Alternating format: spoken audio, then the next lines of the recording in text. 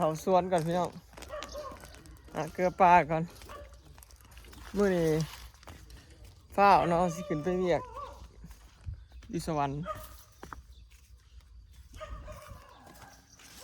สบายดีเด้อพี่น้องสบายดีเบิดสุขุสุขคนเนาะสบายดียามเช้าพี่น้องเมื่อคืนนี้มาแต่บุญบ้านสร้างเท้าสร้างดาวกับสร้างปุกับพอดี6 โมงกว่าเลยพี่น้องบอกให้กลับมาเนาะบ่ได้อยู่ค่ำอยู่เด้อเล่นน้ำเพิ่นแป๊บเดียวกลับมาเนาะเมื่อไว้จ้ะงูบ่ได้เกลือไว้เด้บอกว่าพามาเกลืองู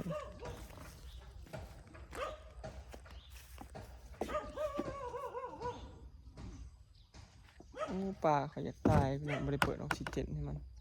ไม่ใช่เปิดน้ำให้มันก่อนพี่น้องน้ำมันก็เคี้ยวพี่น้องสิได้ดูดมาอีกแล้ว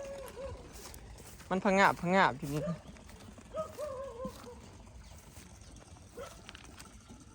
โอ้ตายตัวใหญ่มันเป็นยังไงเมื่อวานนี่ฝนตกพี่น้องไม่ได้เปิดออกซิเจนหลายมื้อตายน้ำก็เคี้ยวค่ะกะลีมันเคี้ยวย่อนผ่าเด้อพี่น้องนี่มันบ่ผ่าเท่ากับเท่าอันนั้นมันตบง่ายตะเพียนบักใหญ่ตายแล้วมันตักขึ้นมา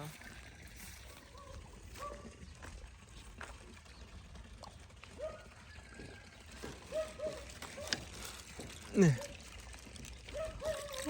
ตาย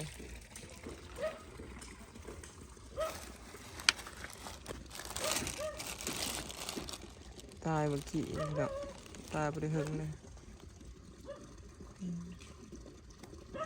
ตาตะเพียนมันฝนตกมือได้เลยเป็นตายแล้วพี่น้อง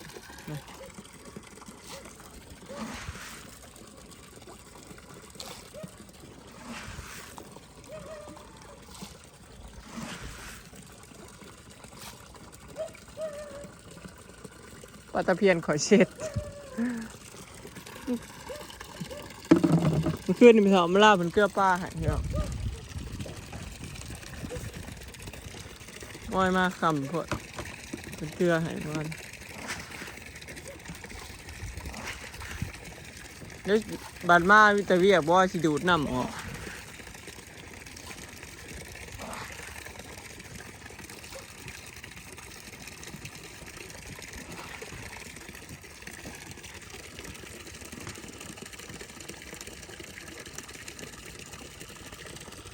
เดี๋ยวสิดูดน้ำออกหมดเลยแบบเนาะ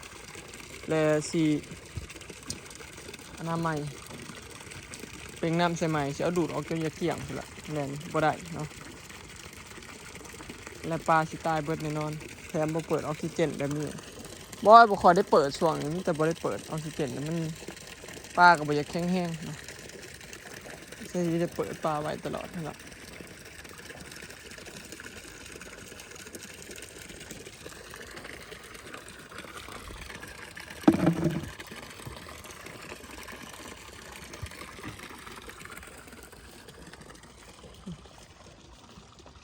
วานสร้างข้าวเพิ่นนะให้เวลา3 เดือน 4 เดือนเพิ่นนะพอดี4 เดือนเพิ่นจะ4-5 เดือนเพิ่นจะสิเฮ็ดพี่น้องเพราะว่าเพิ่นรับงานหลายงานเลยเด้บ่ยังบ่จักว่าสิเฮ็ดตอนใดเด้มันเกือบสิเป็นปีหน้าก็ได้เนาะเพิ่นสิรับงานเป็นเรื่อยอยู่กว่าเฮาสิมีเงินเฮ็ดพุ่นล่ะนั่งเล่นกันเมื่อคืนนี่ม่วนๆพี่น้องเนาะบอยนัดกันกับเพิ่นชวนตั้งแต่พูดพี่น้องเพิ่นชวนตั้งแต่มือเพิ่นสิหยุดงานนั่นแหละมือสุดท้ายมาเฮ็ดงานมือสุดท้ายเก็บงานนั่นแหละเพิ่นชวนเนาะก็เลยไปหาเพิ่นนำมีเพราะไม่ใหญ่อ้ำนี่นำแล้วมันบ่ได้เคี่ยวเด้อพี่น้องเพราะว่ามันอันนั้นมีดินอยู่หลุมเลยของเราบ่ได้มีผาเบิดคือของบอยเป็นผาเบิดอุโมงค์เพิ่นแล้วแหละพี่น้องเพิ่นว่าเมื่อวานเพิ่นก็อยากไปดิเพิ่นว่าเห็นสลอยถ่ายเพิ่นเบิ่งว่าไปกินเฮือนสร้างดาวเพิ่นก็อยากไปเพิ่นว่าเพิ่นค่าเฮ็ดหัวเพิ่นแล้วเลยไปได้เพิ่นว่าพี่น้องบัดนี้ไป ไปได้แล้วหัวเพิ่นแล้วเพิ่นว่า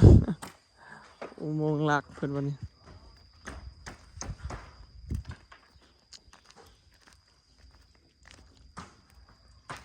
เพิ่นเฮ็ดอุโมงค์ไว้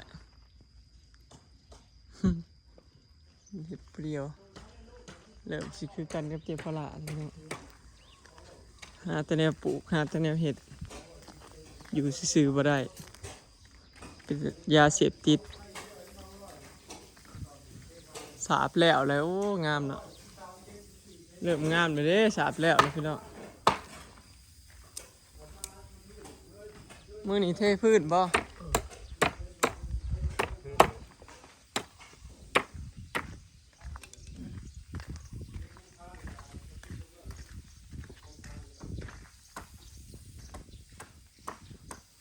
เตรียมสิเทพื้นนำบัดเนาะ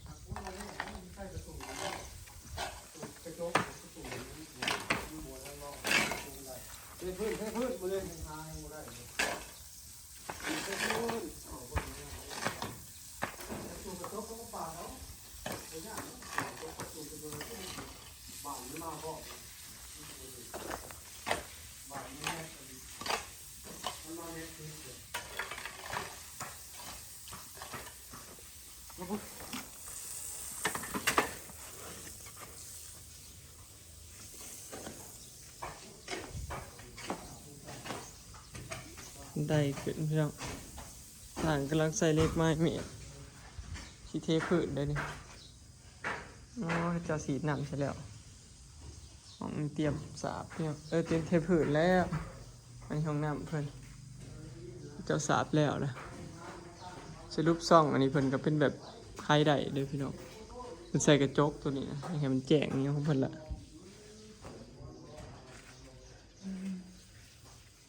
เป็นเท่าอัมพลาเสร็จแล้วเหลือแต่เทพื้นบาทนี่เนาะเทพื้นกับเพิ่งดอกพี่น้อง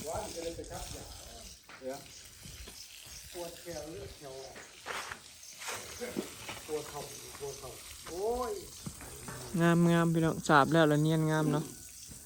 ถ้าเป็นทาสีให้งามหน่อยบัดนี้เนียน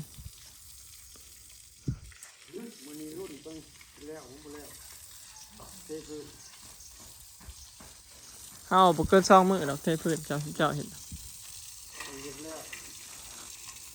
มันใช่กว่าสามมันเจ็ดเลยพวก แมน เจ็ดง่ายเลยไปเลยนึกว่าแล้วอยู่ถูกตรงไหน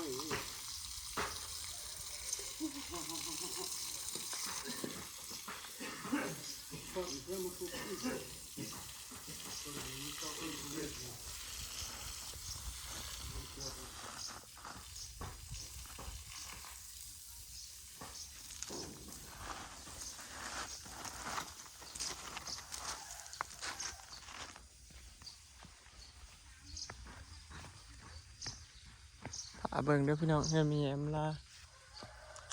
เมื่อนี้สร้างก็จะสี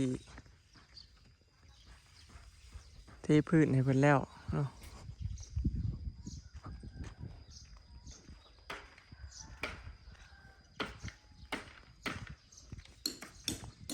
วันนี้ช่างจะเทพื้นเนาะหาเบิ่งมาสิแล้วบ่แล้วพี่น้องแต่ว่าพอสาบแล้วรู้สึกว่างามขึ้นเนาะเฮือนเริ่มมีลวดมีลายมีทรงขึ้นเนาะเริ่มสวยขึ้นเรื่อยๆพอเขาสาบแล้วก็แล้วมีทรงนี่เห็นป่ะทรงมันพอดีเขากำลังคาตัวเทิงเนาะงามแล้วพี่น้อง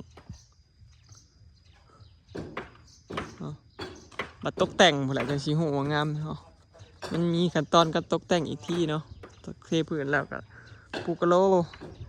ใส่กับบานประตูกระจกแล้วก็ตกแต่งเนาะเพดานแล้วก็แล้วเดี๋ยวสิเมื่อก่อนพี่น้องเนาะสิฟ้าเมื่อเวียกก่อนเนาะคลิปนี้ก็สิขอเก็บภาพบรรยากาศไว้สำนีเด้อเนาะพี่น้องฝากเบิ่งคลิปฝากเป็นกำลังใจให้เด้อเนาะบ่ได้เข้ามาเบิ่งเขาปะตะเลินเฮ็ดเฮือนเมื่อวานนี้บ่ได้มาเนาะไปแล้วสบายดีเมื่อวานนี้มาชวนไปทำลาไปบุญแล้วเพิ่นบ่ได้ไปก็เลยเมื่อเลยเนาะได้แวะเล่นน้ำสร้าง